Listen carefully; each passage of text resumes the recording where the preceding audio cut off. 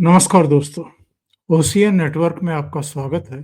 मैं हूं ओमकार चौधरी। एक नया शब्द अभी हमारे और आपके सामने आया है।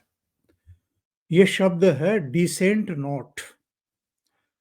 अभी जब जेपीसी की रिपोर्ट वक्फ संशोधन बिल पर संसद में रखी गई, तो राज्यसभा में मल्लिकार्जुन खड़गे ने और लोकसभा में भी कांग्रेस के कुछ नेताओं ने खड़े होकर के ये सवाल उठाया कि साहब, जो विपक्षी दलों के संसद सदस्य हैं, उन्होंने जेपीसी के सामने जो विरोध के स्वर दर्ज कराए थे, वो जेपीसी की इस रिपोर्ट में शामिल नहीं किए गए हैं। हमारा इस पर बड़ा ऐतराज है। ये बड़ा अलोकतांत्रिक है और बड़ा असंसदीय है।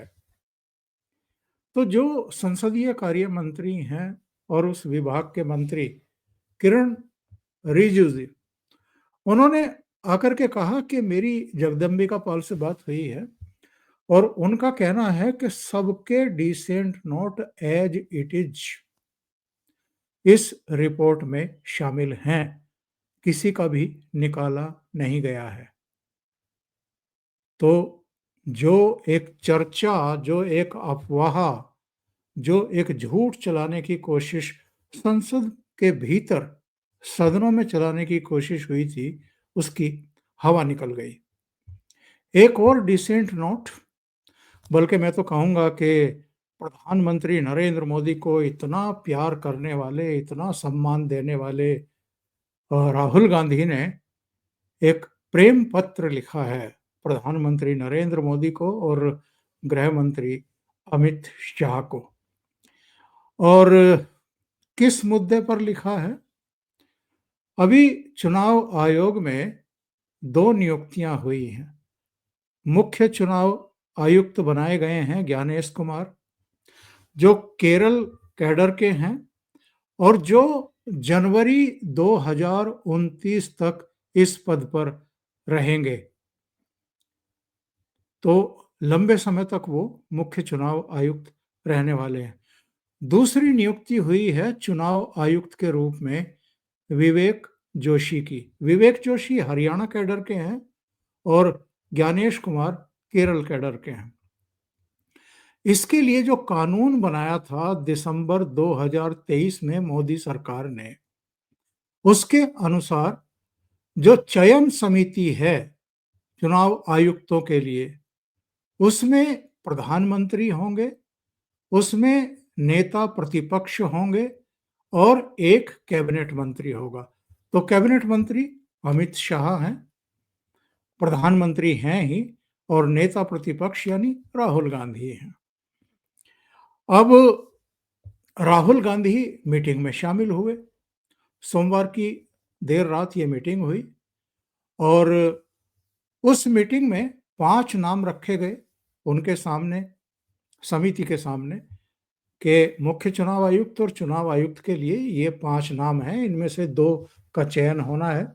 एक मुख्य चुनाव आयुक्त बनेंगे और एक चुनाव आयुक्त बनेंगे। राहुल गांधी ने उन 5 नामों पर विचार करने से ये कहते हुए इनकार कर दिया कि साहब, 19 फरवरी को जो कानून मोदी सरकार ने बनाया था दिसंबर 2023 में, उसको चैलेंज किया गया है और 19 फरवरी को सुप्रीम कोर्ट में उसकी सुनवाई होनी है और इसलिए इस मीटिंग को टाल दिया जाना चाहिए था। इस मीटिंग को तब तक नहीं करना चाहिए था, यानी मुख्य चुनाव आयुक्त और चुनाव आयुक्त की नियुक्ति तब तक नहीं करनी चाहिए जब तक कि सुप्रीम कोर्ट इस मामले में अपना फैसला ना दे दे। ये राहुल गांधी का कहना था। अब मैं ये देख रहा था कि ये जो याचिका दाखिल की गई मोदी सरकार के कानून को, क्योंकि इससे पहले तो कोई कानून ही नहीं था, कोई कानून नहीं था मुख्य चुनाव आयुक्त और चुनाव आयुक्तों की नियुक्ति करने का। प्रधानमंत्री राष्ट्रपति से परामर्श करते थे, प्रधानमंत्री नाम फाइनल करते थे, उन संबंधित आईएएस से बात करते थे और उसके बाद राष्ट्रपति को संस्तुति भेज देते थे, राष्ट्रपति उसको मंजूरी दे देती थी। ये काम केवल 2014 से नहीं होता आ रहा था, बल्कि उससे पहले भी, जब मनमोहन सिंह 10 साल तक रहे, या उससे पहले जितने प्रधानमंत्री रहे, या पीवी नरसिम्हा राव भी रहे, और राजीव गांधी, इंदिरा गांधी, शुरू से जवाहरलाल नेहरू से लेकर के सब, यही सब चला आ रहा है। अचानक राहुल गांधी को ये ध्यान में आया कि साहब, अगर प्रधानमंत्री ही इसमें प्रभावी भूमिका में होंगे, या जो इस समय सरकार काम कर रही है, इस समय जो सरकार काम कर रही है, अगर वही फैसले लेगी, तो फिर चुनाव आयोग निष्पक्ष तरीके से काम कर ही नहीं सकता। यानी कांग्रेस की सरकार हो, कांग्रेस का प्रधानमंत्री हो, राहुल गांधी के परिवार से कोई हो, तब तो सब संस्थाएं, सब संवैधानिक संस्थाएं निष्पक्ष तरीके से काम करेंगी, फिर कुछ करने की जरूरत नहीं है। अब ये सारा जितना भी झगड़ा टंटा है, ये कब से शुरू हुआ, क्यों शुरू हुआ, इस पर भी हम लोग आएंगे। लेकिन उससे पहले जरा ये बता दें कि ये याचिका जो मोदी सरकार ने कानून बनाया था दिसंबर 2023 में, जिसमें ये शामिल किया गया था कि प्रधानमंत्री रहेंगे, एक कैबिनेट मंत्री रहेगा और एक नेता प्रतिपक्ष रहेगा, इसको चैलेंज किसने किया? सुप्रीम कोर्ट में। देखिए जरा, नए कानून पर विपक्ष ने आपत्ति दर्ज कराई थी। इस कानून पर विपक्षी दलों का कहना था कि सरकार सुप्रीम कोर्ट की संविधान पीठ के आदेश के खिलाफ बिल लाकर उसे कमजोर कर रही है। किसको कमजोर कर रही है? सुप्रीम कोर्ट की संविधान पीठ के आदेश के खिलाफ बिल ला करके। कांग्रेस कार्यकर्ता जया ठाकुर ने सुप्रीम कोर्ट में याचिका दायर की। यानी कांग्रेस की कार्यकर्ता हैं जया ठाकुर, जिन्होंने सुप्रीम कोर्ट में मोदी सरकार के कानून को चैलेंज किया गया। याचिका में कहा गया कि कानून की धारा 7 और 8 स्वतंत्र और निष्पक्ष चुनाव के सिद्धांत का उल्लंघन करती है, क्योंकि इससे चुनाव आयुक्तों की नियुक्ति के लिए इंडिपेंडेंट मैकेनिज्म नहीं मिलता। इस विवाद के बीच केंद्र ने मार्च 2024 में ज्ञानेश कुमार और सुखबीर सिंह संधू को इलेक्शन कमिश्नर नियुक्त किया था। राहुल गांधी ने क्या लिखा है डिसेंट नोट में, देख लेते हैं। राहुल गांधी ने एक्स पर लिखा, अगले मुख्य चुनाव आयुक्त की नियुक्ति को लेकर बैठक थी। इसमें मैंने प्रधानमंत्री और गृह मंत्री को डिसेंट नोट दिया था। इसमें लिखा था, मूलभूत बात यह है कि चुनाव आयोग स्वतंत्र होता है। मुख्य चुनाव आयुक्त और चुनाव आयुक्तों की नियुक्ति प्रक्रिया में कार्यपालिका का कोई दखल नहीं होना चाहिए। तो ये जो दखल नहीं होना चाहिए कार्यपालिका यानी प्रधानमंत्री का, उनकी सरकार का, ये 2014 से ही लागू होना चाहिए या इससे पहले भी लागू होना चाहिए था जब कांग्रेस की सरकारें हुआ करती थी? इस पर राहुल गांधी खामोश हैं। आगे देखिए क्या लिखते हैं।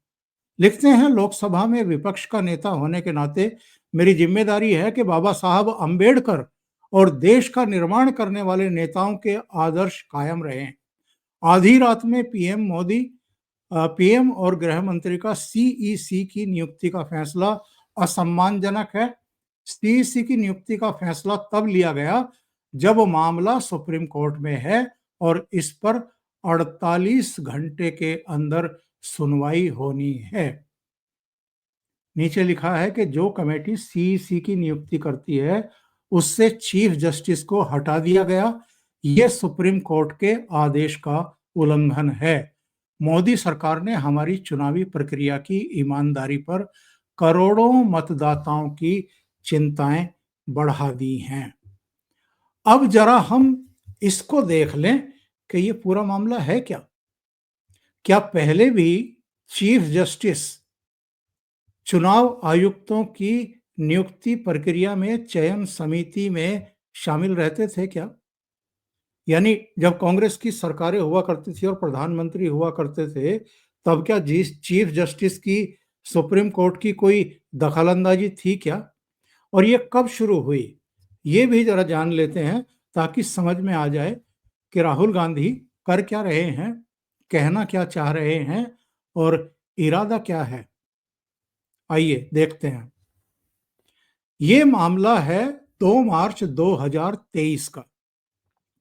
सुप्रीम कोर्ट का एक फैसला आया जिसमें कहा गया कि सिलेक्शन पैनल में सीजेआई को शामिल करना जरूरी। सीईसी और ईसी की नियुक्ति पर सुप्रीम कोर्ट की 5 सदस्यीय कॉन्स्टिट्यूशन बेंच ने अपने फैसले में कहा कि चुनाव आयुक्तों की नियुक्ति एक पैनल करेगा। इसमें प्रधानमंत्री, लोकसभा में नेता प्रतिपक्ष और सीजेआई शामिल होंगे। इससे पहले सिर्फ केंद्र सरकार इसका चयन करती थी। ये कब आया? मार्च 2023 में आया।